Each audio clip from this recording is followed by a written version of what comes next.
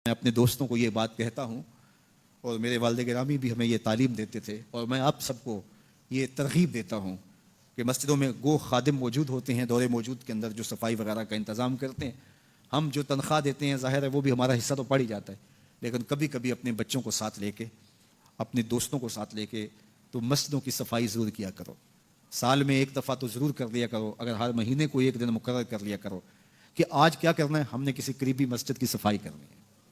مسجد کی صفائی کرنے والے کا دل صاف ہوتا ہے اور اس کو تکبر سے نجات نصیب ہو جاتی ہے. تو اللہ کے پاکیزہ گھروں کے ساتھ وابستگی، دل بستگی، تعلق کی خاطر اور اس کی آبادی کے لیے کوشاں ہونا، لوگوں کو دعوت دینا کہ آؤ مسجد کی طرف چلیں، مسجد کی طرف چلیں، لوگوں کو نماز جمعہ کی دعوت دینا، لوگوں کو نمازوں کی دعوت دینا، مسجد میں بیٹھنے کی ترغیب دینا، یہ ایمان والوں کی علامت ہے اور یہ خوش نصیب لوگوں کا مقصوم ہے کہ وہ مسجد کی آبادی کے لیے کوشاں ہو جاتے ہیں اور آنے والوں کو خوش آمدید کہتے ہیں. مسجد کا امام ہو، مسجد کا خطیب ہو، منتظمہ کمیٹی ہو مسجد کی، یا انتظامیہ ہو، یا خادمین مسجد ہو، ان کو یہ چاہیے کہ آنے والوں کو ویلکم کریں، آنے والوں کو تکریم دیں، عزت سے بٹھائیں، ان کی سہولیات ممکنہ حد تک اس کے لیے کوشش کریں تاکہ جو ہے وہ آنے والے آسودہ ہوں. بعض لوگ کہتے ہیں لوگ نخرے کرتے ہیں ہم لاڈ دیکھیں.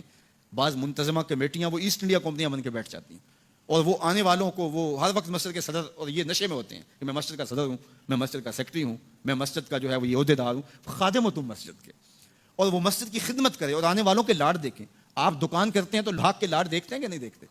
آپ فیکٹری چلاتے ہیں تو مزدوروں تک کے لاڈ دیکھتے ہیں کہ نہیں؟ جی میں نے اپنا کام چلانا ہے. تو آؤ نا ذرا مسجد کے نمازیوں کے بھی لاڈ دیکھو، تمہارا رب تمہارے پہ خوش ہوگا کہ یہ ان کے لاڈ دیکھتا ہے، ان کے ساتھ محبت کرتا ہے. اور بعض کا ہمارے کچھ نمازی جو پکے نمازی ہوتے ہیں وہ سجدوں کے تو پکے ہوتے ہیں لیکن ان کا دل ابھی تک جو ہے وہ پختہ نہیں ہوا ہوتا. وہ اس زوم میں ہوتے ہیں کہ ہم نمازی ہیں اور نئے آنے والوں کو تنقید کا ہدف بناتے ہیں، نئے آنے والوں کو تنقید کے نشانے پہ رکھ لیتے ہیں. یہ بعض کا یار موبائل ہی کھلا رہ جائے اور کسی کا بجنے لگ جائے، یہ کسی نے جان بوجھ کے تھوڑا کھلا رکھا ہوتا ہے، یہ غلطی سے رہ گیا تو موبائل بجنے لگ جائے تو یوں گور کے دیکھتے ہیں جس طرح اس کو کھا ہی جائیں گے. میاں ایسا نہیں ہے. مسجد نبوی سبھی کو مقدس جگہ ہو سکتی ہے. اللہ کے محبوب تشریف فرماتے، صحابہ بھی جلوہ فراستے. ایک دیہاتی آیا، بدو تھا، اس کو آداب کا پتہ نہیں تھا، وہ مسجد کے اندر پیشاب کرنے بیٹھ گیا. کچی جگہ تھی وہاں بیٹھ گیا پیشاب کرنے. صحابہ مارنے کے لیے دوڑے، فرمایا رک جاؤ. اب بیٹھ گیا تو اس کو کر لینے دو، بعد میں پانی بہا دینا.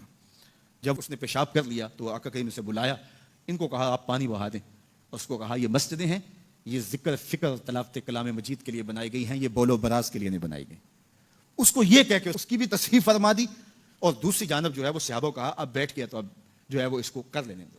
یعنی اس بات سے ہم سمجھ سکتے ہیں کہ آپ آنے والوں کی کس طرح دل جوئی کر سکتے ہیں. لیکن ہمارے ہاں تو یہ ہوتا ہے کہ ایک آدمی اس نے چلانی تھی ٹیوب اور ہاتھ لگ گیا پنکھے پہ اور موسم تھا سردیوں کا، تو سردی کے موسم میں اگر کسی نے پنکھا چلا دیا ہے مسجد میں آ کر کے تو ظاہر اس نے غلطی سے چلایا، تو اس کو تو کہنے کی بھی ضرورت نہیں، وہ خود اپنے اندر شرمسار ہے، لیکن سارے اس کو گھورنے لگ جائیں گے، مذاق کرنے لگ جائیں گے یا اس کو جو ہے وہ تانے دینے شروع کر دیں گے. تو یہ رویہ، یہ شریعت ایسے رویے کی اجازت نہیں دیتی.